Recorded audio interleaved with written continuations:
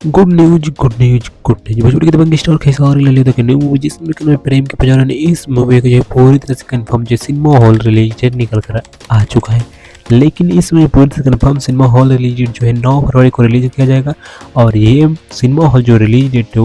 वो खेसारी लाल यादव जो है प्रेम के पुजारा मूवी के इवेंट के दौरान बताया कि इस मूवी को जो 9 फरवरी से आप सभी के नज़दीकी सिनेमा हॉल में रिलीज किया जाएगा।